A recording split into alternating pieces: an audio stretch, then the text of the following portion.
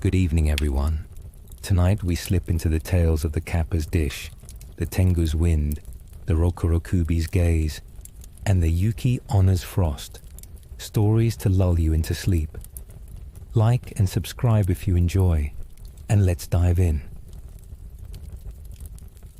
In the riverside village of Kawabe, Yumi, a young woman in her 20s, knelt by the water, scrubbing nets with a wooden brush, her kimono sleeves tied back, water splashing her hands. Her husband, Jiro, a middle-aged fisherman with a weathered face, hammered planks on his boat, his mallet thumping, shouting, "Saki, fetch the ropes." Their daughter, Saki, a lively 10-year-old, ran from the house, her short kimono flapping, carrying a coil of hemp, yelling, "Got them, Papa!" Yumi smiled, wringing a net, and said, "Careful, Saki, don't trip." Jiro tied the rope, his hands quick, and muttered, "Good catch today." Villagers often spoke of the Kappa, a river yokai with a dish on its head, keeping waters calm, during chats while gutting fish. They left cucumbers at a riverside shrine. Yumi stood, wiping her hands, and walked to the shrine, carrying a cucumber, kneeling. "Keep the river safe." Jiro followed, tossing rice, his voice low, "For the fish." Saki skipped along, dropping a pebble, giggling, "For the Kappa." Back home, Yumi cooked rice, her pot steaming, while Jiro mended a net, his needle flashing. Saki played, tossing reeds into a pile, shouting, "I'm building a boat." The family ate, their chopsticks clacking, and Jiro said, "River's high today." Yumi nodded, serving fish, her hands steady, and swept the floor, her broom swishing. Saki washed bowls, splashing water, while Jiro lit a lantern, checking his boat, muttering, "Ready for tomorrow." A storm brewed, clouds darkening, and Yumi paused, folding a kimono, hearing the river's roar. Saki ran outside, chasing a reed, her sandals slipping near the water, shouting, "I see it." Yumi dropped her broom, running after her, yelling, "Saki, stop!" The Kappa's dish stirred, its power waking, as Kawabe's night grew tense. Dusk fell, the river swelling, and Yumi sprinted to the bank, her kimono wet, shouting, "Saki, hold on!" Saki clung to a rock, her hands slipping, her basket floating away. Jiro grabbed a rope, his hands quick, yelling, "Yumi, catch it!" and tossed it, the hemp arcing. Yumi waded in, her sleeves soaked, and grabbed Saki, pulling her, her voice sharp, "I've got you." The Kappa's dish glowed faintly, calming the current, and Jiro tied the rope to a tree, his hands fast, shouting, "Pull, Yumi." Saki scrambled up, shivering, and Yumi wrapped her in her shawl, saying, "You're safe now." Back home, Yumi lit a lantern, its glow spreading, and dried Saki's hair, her hands gentle, whispering, "Stay close next time." Jiro repaired his boat, his hammer steady, muttering, "Too close." Saki sipped tea, her hands shaking, saying, "Something stopped the water."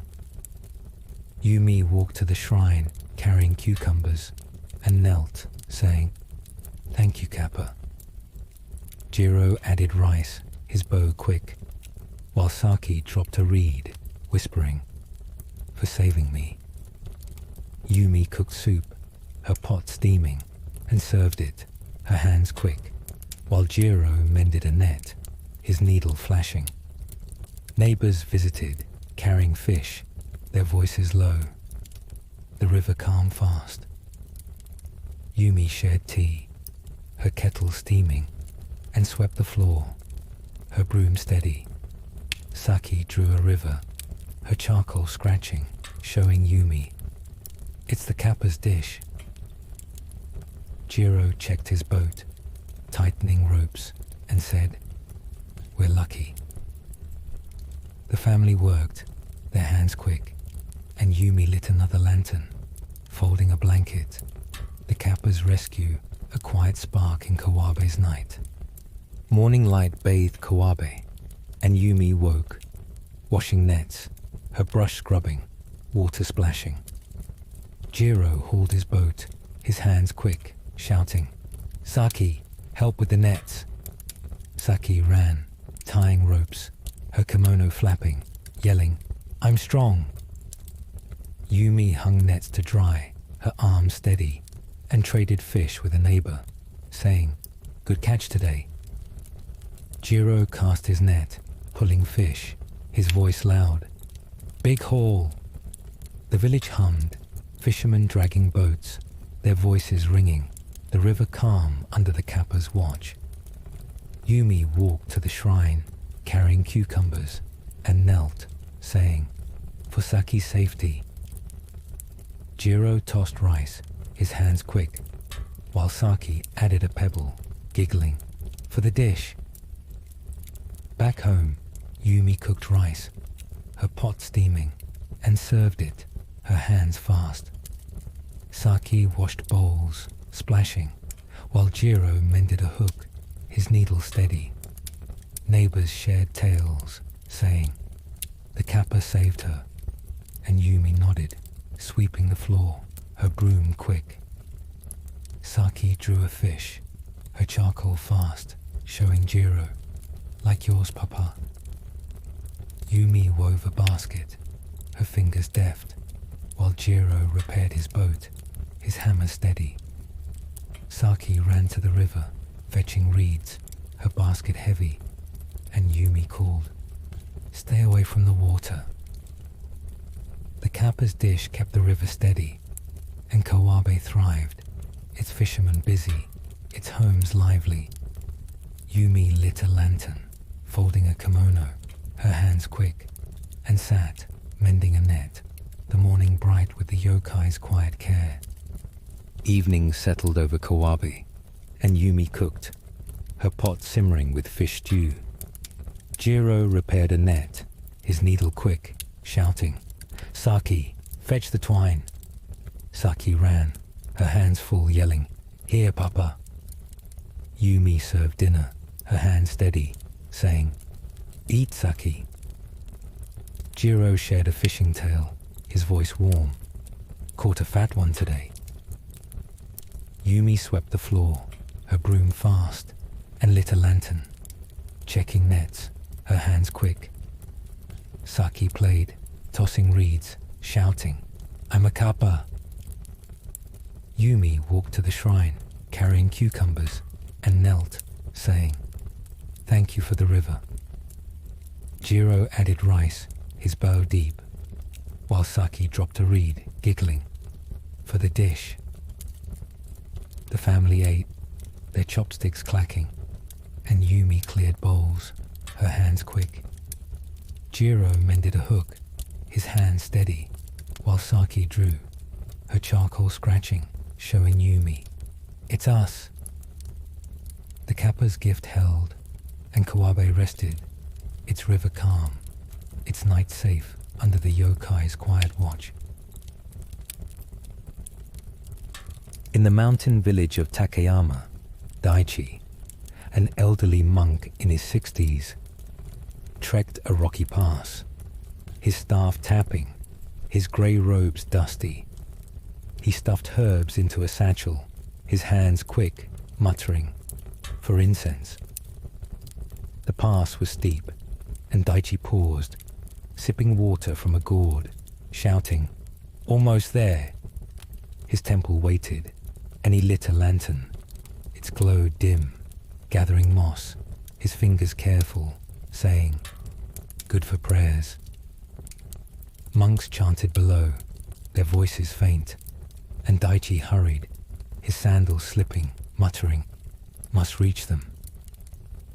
Villagers spoke of the Tengu, a mountain yokai whose winds guided the lost during chats while carving tools. They left rice at a cliffside shrine.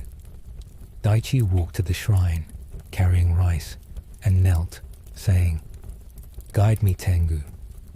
He added a pebble, his bow quick, and returned to the pass, his staff steady, checking his satchel, sorting herbs. The wind howled, and Daichi tripped, his satchel spilling, shouting, "Not now!" He gathered herbs, his hands fast, and tied his robes, muttering, "Keep going."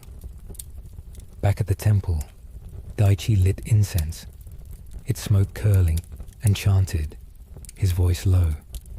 He swept the floor, his broom steady, and checked the altar, arranging candles, his hands quick. Monks gathered, their voices soft, and Daichi shared, "The pass is tough." He mended a scroll, his brush steady, and lit a lantern, saying, "Need light." The wind grew, rattling shutters, and Daichi paused, his staff still, feeling the Tengu's presence, the night alive with the yokai's gust. At night, the wind roared, and Daichi woke, lighting a lantern, shouting, "Which path?" He grabbed his staff, stepping outside, and gathered twigs, his hands quick, muttering, "For the fire." The Tengu's wind blew, leaves swirling, and Daichi walked, his sandals steady, following the gust, its force gentle. He paused, eating rice from his pack, his chopsticks slow, and lit a candle, saying, "Show the way." The wind pushed, and Daichi shouted, "Thank you." Gathering more herbs, his hands fast. He reached a ledge, sitting, his lantern low, and mended a sandal, his needle quick, muttering, "Almost there." The wind circled, guiding him down, and Daichi chanted, his voice low, tying his satchel, his fingers steady. Monks below lit lanterns, their glow faint, and Daichi called, "I'm coming."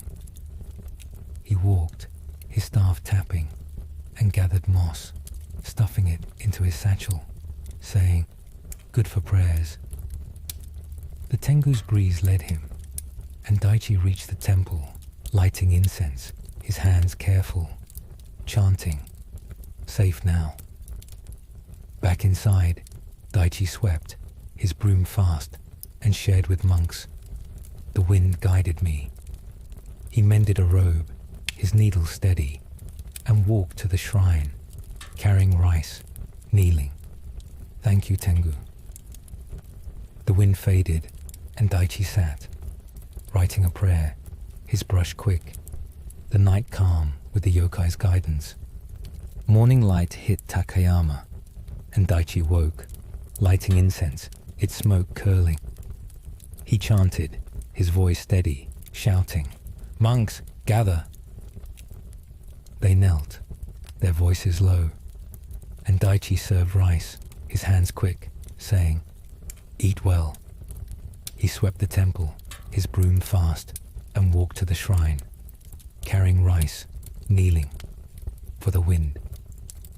Monks followed, adding pebbles, their bows quick, and Daichi returned, mending a scroll, his brush steady, muttering, "Good words." The village buzzed, farmers carrying hoes, their voices loud, and Daichi visited, trading herbs, saying, "For colds." He gathered twigs, his satchel heavy, and chanted, his voice soft, sharing. The Tengu led me. Monks lit candles, their glow spreading, and Daichi checked the altar, arranging flowers, his hands quick. He swept again, his broom steady, and wrote a prayer, his brush fast, saying, "For peace." The Tengu's wind lingered, and Takayama thrived, its monks chanting, their voices calm under the yokai's care. Daichi walked the pass, his staff tapping, and gathered herbs, his hands fast, shouting, "Good find." He returned, lighting incense, and shared with monks. The wind was strong. The temple hummed, its altar bright, and Daichi mended a robe, his needle quick, the morning steady with the yokai's quiet guidance. Evening settled over Takayama, and Daichi chanted, his voice low, lighting incense. He swept the temple, his broom steady, and served tea, his kettle steaming, saying, "Rest now." Monks ate, their chopsticks clacking, and Daichi shared, "The wind helped us." He walked to the shrine, carrying rice, kneeling. "Thank you, Tengu." Back at the temple, he mended a scroll, his brush quick, and lit a candle, its glow soft, muttering, "Good night." Monks chanted, their voices low, and Daichi joined, his staff still, saying, "The Tengu guides." He swept again, his broom fast, and checked his satchel, sorting herbs, his hands quick. The village rested, its paths quiet, and the Tengu's wind was gone, its guidance a spark in the night. Takayama stood, its temple calm, its monks steady under the yokai's quiet breeze. In Hoshizuka, Sumi, a middle-aged weaver in a worn kimono, worked her loom, her hands snapping threads, muttering, "Tight weave today." Her husband, Riku, a young carpenter in his 30s, carved a chair, his chisel steady, shouting, "Taro, fetch wood." Their son, Taro, a 12-year-old boy, ran, his hakama flapping, carrying planks, yelling, "Heavy, Papa." Sumi smiled, tying a thread, saying, "Help your father, Taro." Riku sanded a leg, his hands quick, and called to a neighbor, "Need a table."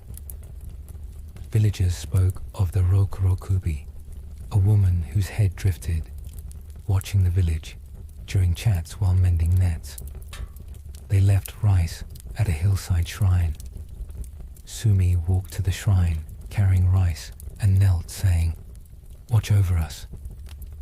Riku added a pebble, his bow quick, while Taro dropped a twig, giggling, "For the head."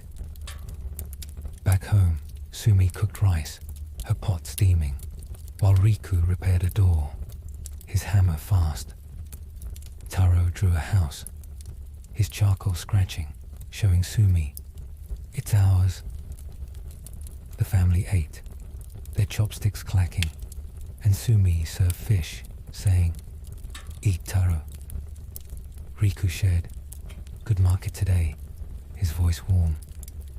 Sumi swept the floor, her broom steady, and lit a lantern, checking her loom, muttering, "Good threads." Taro washed bowls, splashing, while Riku mended a hinge, his hands quick. Sumi's neck itched, and she rubbed it, unaware of her Rokurokubi nature, sitting to mend a kimono, her needle steady, the night quiet as her head stirred. At midnight, Sumi's head floated free, her neck stretching, drifting over Hoshizuka. Her body woke, lighting a candle, and checked her loom, her hands quick, muttering, "Threads are tight." Her head glided, watching Taro sleep, his drawings scattered, and her body swept the floor, her broom steady. Riku snored, his tools piled, and Sumi's head drifted, checking a neighbor's home, their lantern dim. Her body folded cloth, her hands fast, and lit another candle, saying, "Quiet night." Sumi's head floated to the shrine, its rice untouched, and her body walked there, carrying more, kneeling, "Keep us safe." Her body wove, her loom humming, and checked Taro, tucking his blanket, her hands gentle.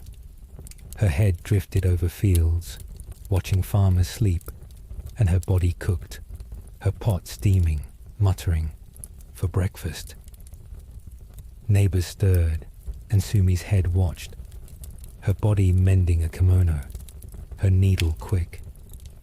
The Rokurokubi's gaze was calm, and Sumi's body sat, folding a scarf, the night safe under her watch.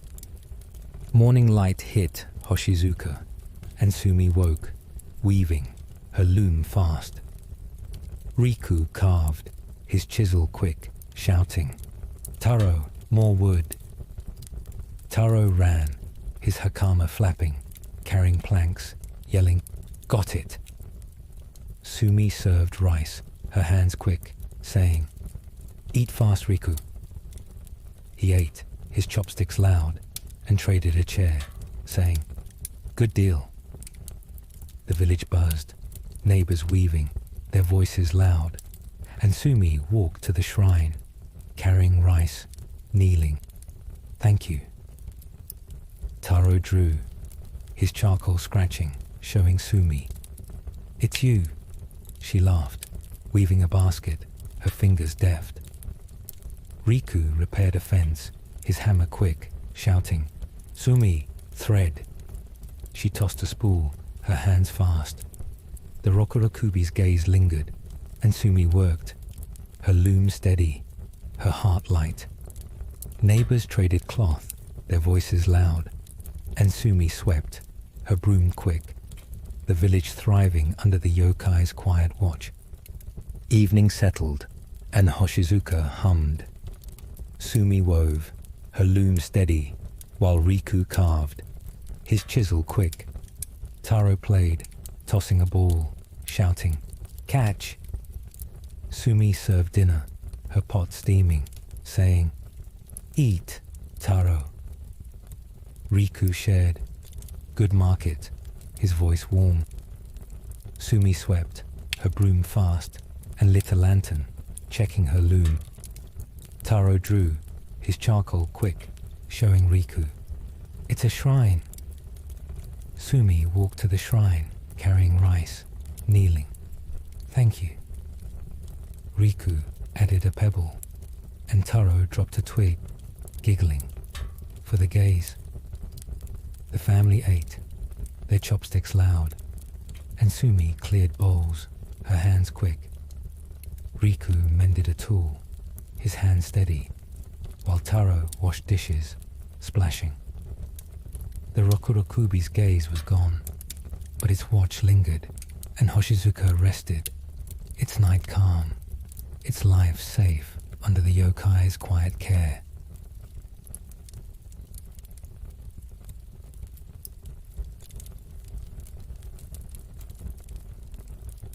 In the snowy village of Shirayama, Hana, a young woman in her 20s wearing a blue kimono, stirred a pot of soup, her hands quick, in a wooden home filled with arguments.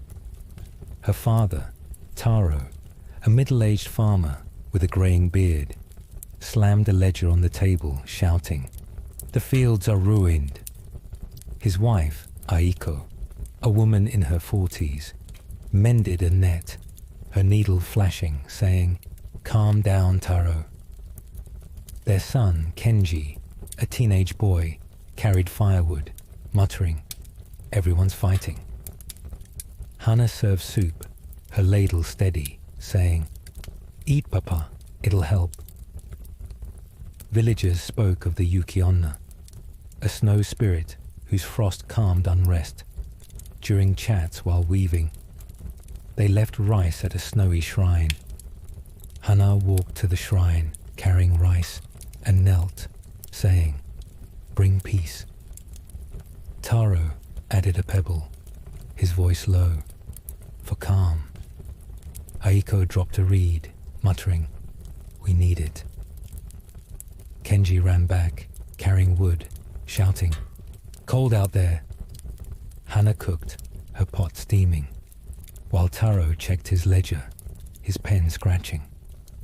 Aiko wove a basket, her fingers quick, and Kenji drew, his charcoal fast, saying, It's a storm. The family ate, their chopsticks clacking, and Hana cleared bowls, her hands quick. Taro argued with a neighbor, his voice loud, while Aiko swept, her broom steady. Kenji stacked wood, his hands fast, and Hana lit a lantern, mending a kimono, her needle quick. A chill breeze stirred, the Yuki-onna's frost waking, and Hana paused shivering, saying, "It's colder." The village argued, its homes tense, but the yokai's presence began, its chill a quiet promise. At midnight, Hana woke, lighting a lantern, and checked the hearth, adding logs, her hands quick. She stepped outside, her kimono tight, and swept snow from the porch, her broom fast, muttering, "Too cold." The Yuki-onna's frost spread, and Hana shivered, serving tea, her kettle steaming, saying, "Warm up, Kenji." Taro woke, checking his ledger, shouting, "No more fights." Aiko mended a net, her needle quick, and Kenji carried wood, his arms full, muttering, "It's calming." Hana walked to the shrine, carrying rice, and knelt, saying, "Thank you, Yuki-onna." Taro added a pebble, his bow quick, while Aiko dropped a reed, saying, "For peace." Kenji ran, carrying a bucket, shouting, "Snow's lighter." Hana cooked, her pot steaming, and served soup, her hands fast. Taro ate, his voice softer, saying, "Better today." Aiko wove, her fingers quick, and Kenji drew, his charcoal scratching, showing Hana, "It's snow." Neighbors visited, their voices low, sharing rice, saying, "Less arguing." Hana swept, her broom steady, and lit a lantern, folding a blanket, her hands quick. Taro checked his fields, his hoe steady, muttering, "Frost helped." The Yuki-onna's chill lingered, and Shirayama calmed, its homes quiet, its people steadied by the yokai's frost. Morning light hit Shirayama, and Hana woke, cooking rice, her pot steaming. Taro checked his fields, his hoe quick, shouting, "Kenji, help plant." Kenji ran, carrying seeds, his hakama flapping, yelling, "Coming." Aiko wove, her fingers deft, saying, "Eat fast, Hana."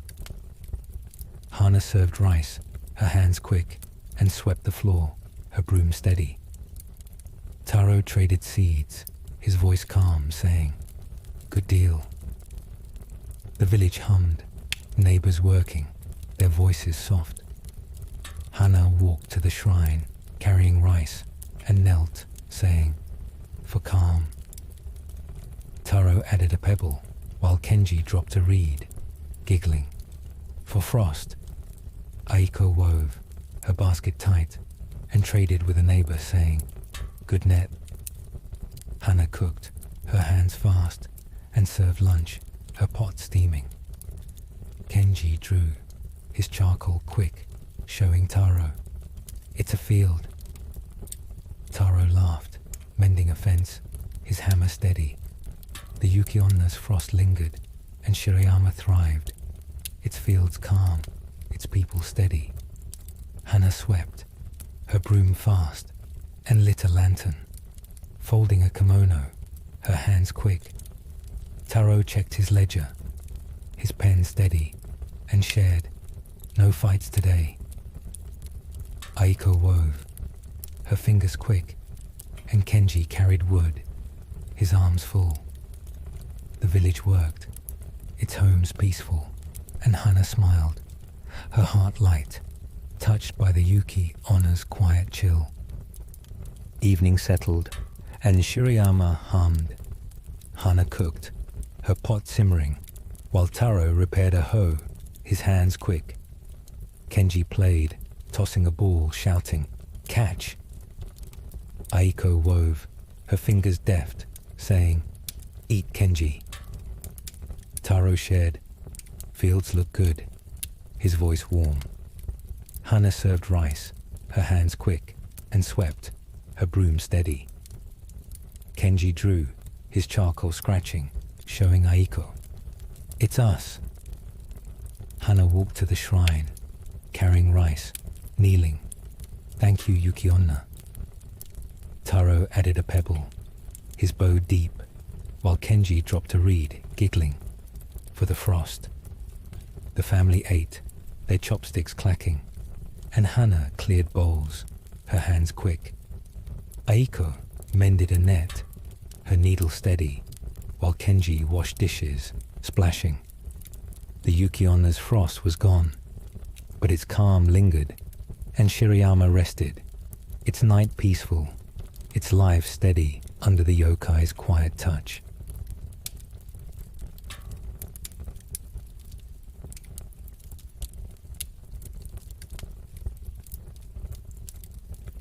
In the village of Yamagishi, nestled along a quiet river, Taro, a middle-aged cobbler in a worn hakama, stitched a sandal, his needle flashing in the dim light of his shop. He called to his apprentice Kenji, a lanky teenager in a short kimono, "Fetch more leather." Kenji ran to the storeroom, hauling a hide, his sandals slapping the wooden floor, shouting, "Got it, master." Taro's wife, Yumi, a woman in her 40s in a faded kimono, swept the shop, her broom swishing, saying, "Taro, it's getting late." Their daughter, Hana, a 10-year-old girl, carried a basket of thread, yelling, "I'm helping." Taro grinned, threading a needle, and said, "Good work, Hana." Villagers often shared tales of the Kasa Obake, a tattered umbrella yokai that hopped through the night, leaving footprints but startling no one. During chats while weaving baskets, they placed old umbrellas at a riverside shrine to honor it. Taro paused his stitching, wiping sweat from his brow, and walked to the shrine, carrying a worn umbrella, kneeling. "Dance lightly, Kasa Obake." Yumi followed, adding a handful of rice, her voice soft.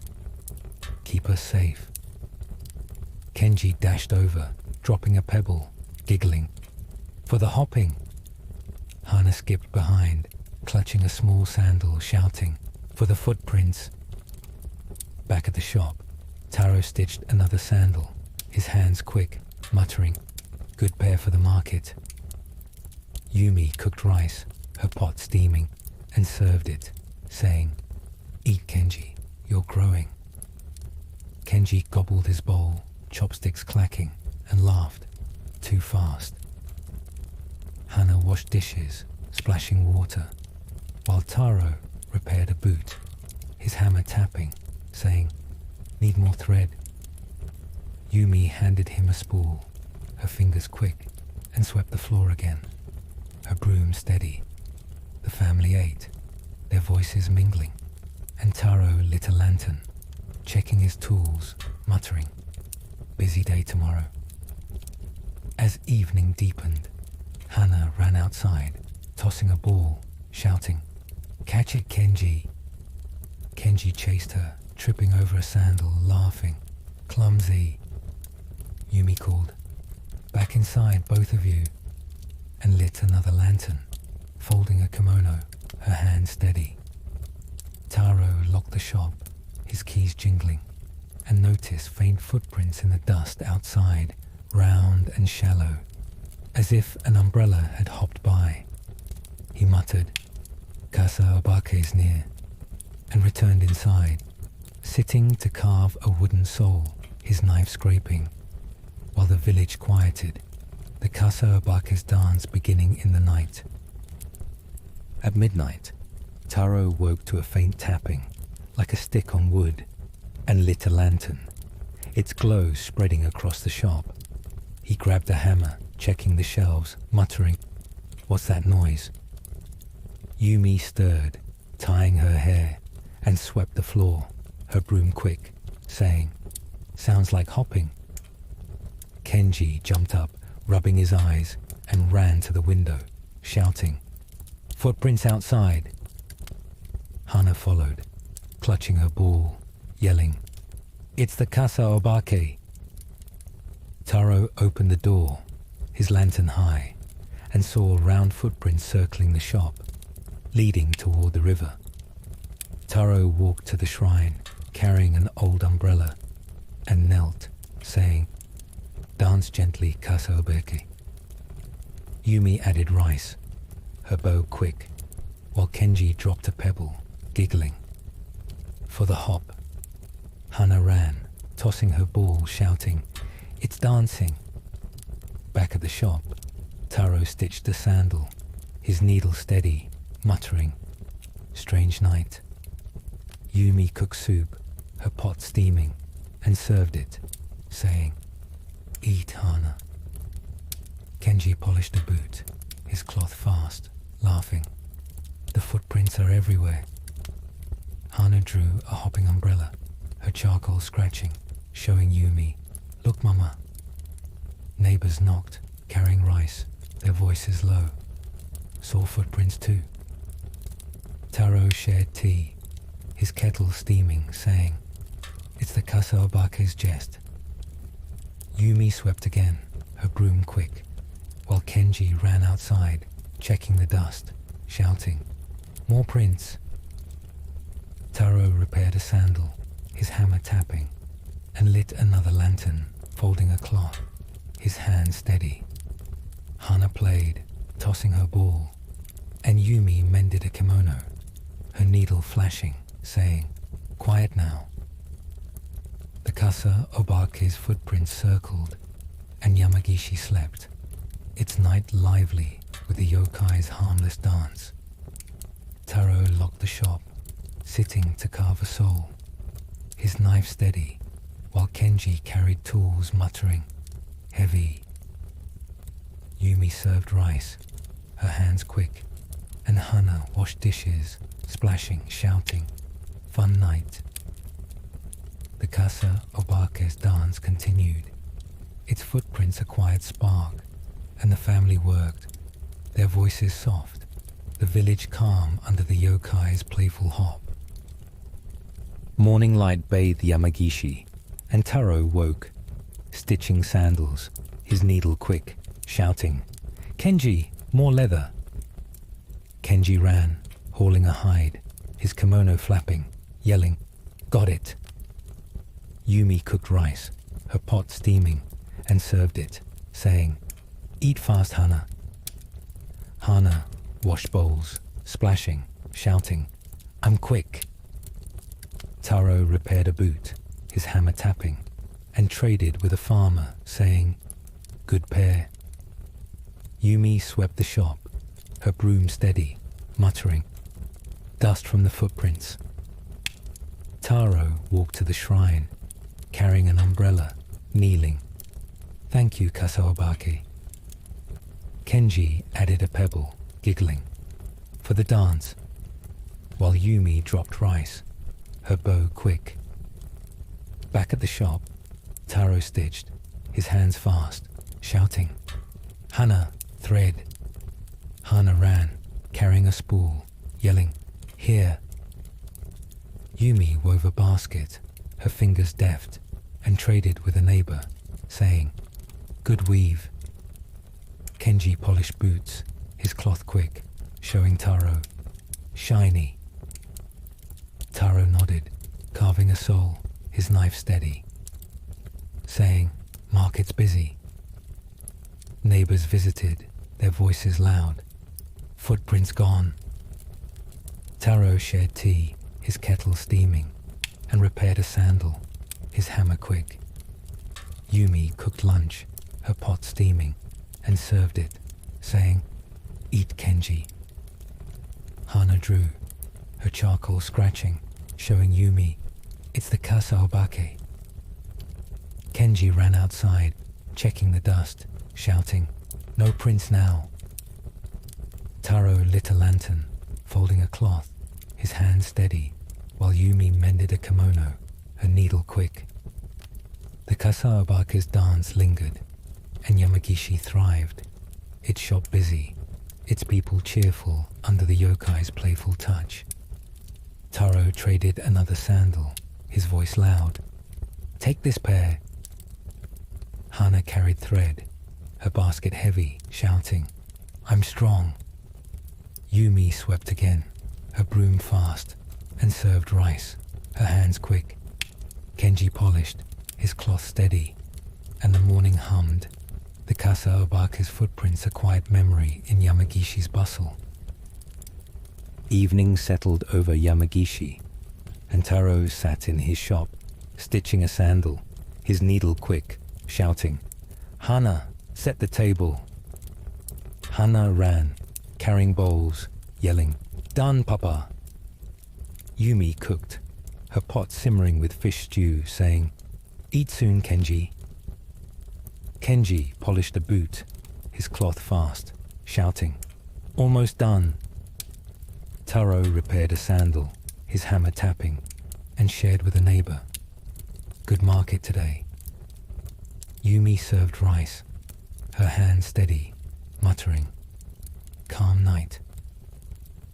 Taro walked to the shrine, carrying an umbrella, kneeling. "Thank you, Kasa Obake." Yumi added rice, her bow quick, while Kenji dropped a pebble, giggling, "For the hop." Hana skipped, tossing her ball, shouting, "It's dancing." Back at the shop, Taro stitched, his needle quick, and traded a boot, saying, "Good pair." Yumi wove a basket, her fingers deft, muttering, "Nice weave." Hana drew, her charcoal scratching, showing Kenji, "It's us." Kenji laughed, carrying tools, shouting, "Heavy." Neighbors visited, sharing tea, their voices low. The Kasa Obake's fun. Taro lit a lantern, folding a cloth, his hand steady, saying, "Merry night." Yumi served soup, her pot steaming, and swept the floor, her broom quick. Hana washed dishes, splashing, shouting, "Clean." Kenji polished, his cloth fast, and Taro locked the shop, sitting to carve a soul, his knife steady. The Kasa Obake's dance was gone, but its footprints lingered, and Yamagishi rested, its night cheerful, its people lively under the yokai's playful hop.